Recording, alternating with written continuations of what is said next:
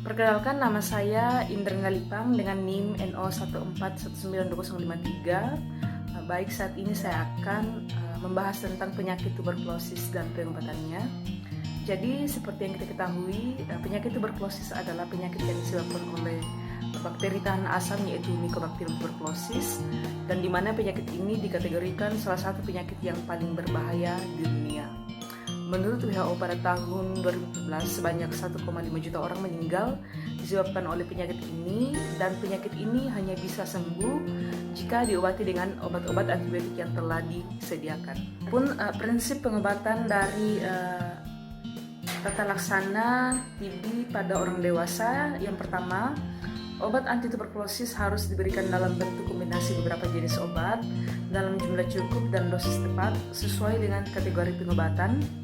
Yang kedua, jangan gunakan obat secara tunggal atau monoterapi.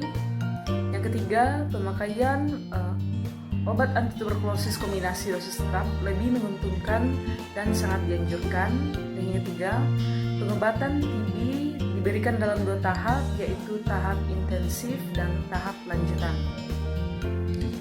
Adapun maksud dari tahap awal atau intensif, yaitu pada tahap intensif adalah pasien mendapat obat setiap hari dan perlu diawasi secara langsung untuk mencegah terjadinya resistensi obat.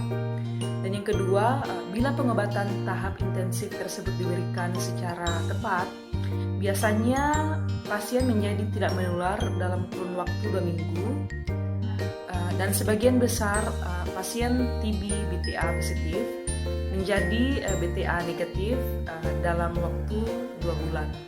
Kemudian tahap lanjutan, yaitu pada tahap lanjutan pasien mendapat jenis obat lebih sedikit namun dalam jangka waktu yang lebih lama. Dan tahap lanjutan penting untuk membunuh kuman yang persisten sehingga mencegah terjadinya kekambuhan. Baik, adapun kategori dari penyakit tuberkulosis, yang pertama kategori 1, yaitu pasien yang dikategorikan masih baru atau pasien belum pernah kena TB sebelumnya dan belum pernah pakai obat TB dan baru diagnosis kena TB. Adapun manajemen terapinya yaitu 2-HRZE plus 4-H3R3, dan maksud dari lambang obat ini, yang pertama itu ada H itu isoniazid, R itu rifampicin, Z itu pyrazinamide, dan E itu tambutol. Jadi lama pengobatannya itu selama 2 bulan dan harus diminum setiap hari, dan tidak berhenti sampai di situ.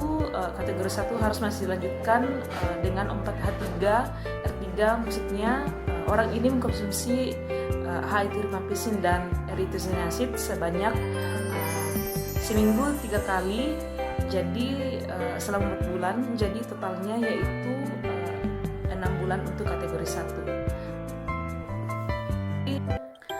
Kalau sampai resisten atau pasien tidak patuh, maka resistensilah obat yang tadi, jadi bisa masuk ke kategori 2.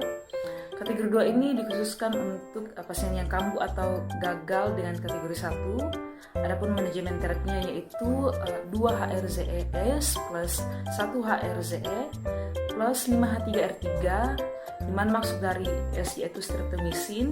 Jadi HRZE singkatannya sama yang kayak di awal tadi.